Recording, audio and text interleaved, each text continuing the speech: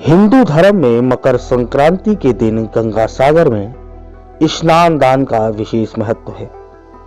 पश्चिम बंगाल में मकर संक्रांति के मौके पर बड़े मेले का आयोजन किया जाता है। यहाँ हर साल बड़ी संख्या में श्रद्धालु पहुंचते हैं। तो आइए जानते हैं इस गंगा सागर मेले का धार्मिक आध्यात्मिक महत्व।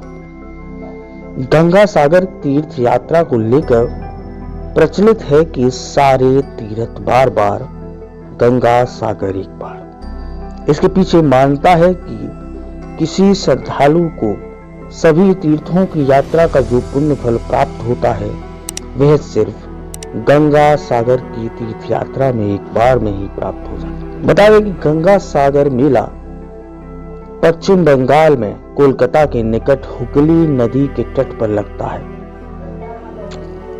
ये उसी जगह पर लगता है जहां गंगा नदी बंगाल की खाड़ी में जाकर मिलती है। जहां गंगा और सागर का मिलन होता है उसे गंगा सागर कहते हैं। यह मेला आमतौर पर 8 जनवरी से शुरू होकर 16 जनवरी तक चलता है।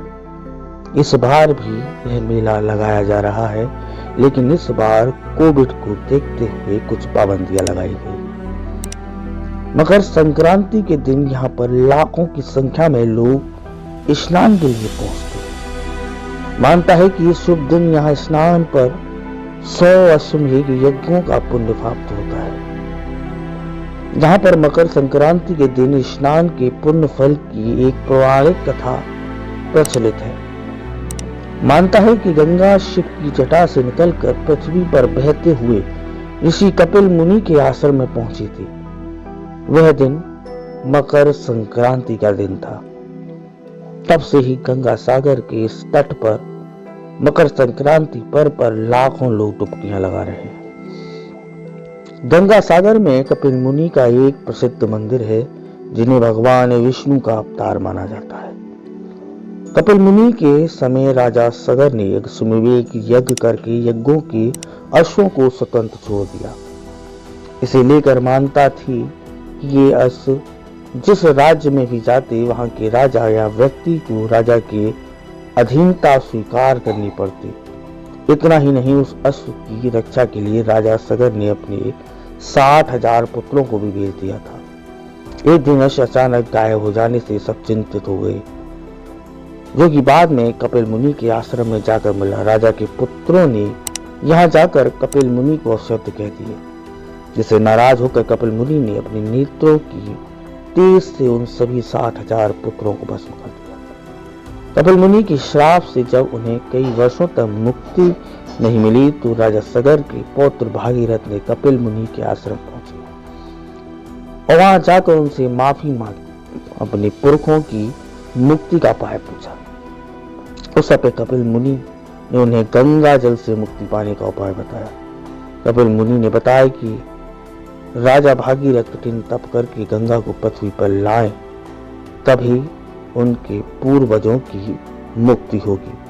गंगा सागर में स्नान के बाद भगवान सूर्य को अर्घ्य दिया जाता है। इतना ही नहीं, इस दिन श्रद्धालु समुद्र देवता को नारियल और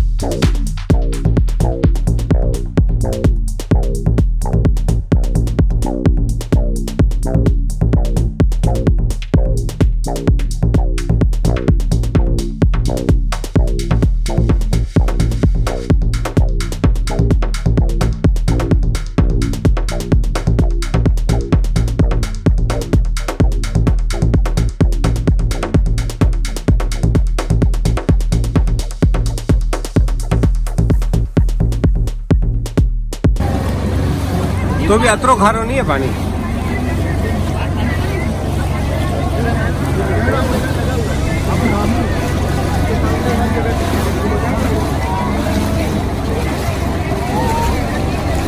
ये रॉक फ्रूट, इनका 5 रुपये मिल रहा है समुद्र का तो लाज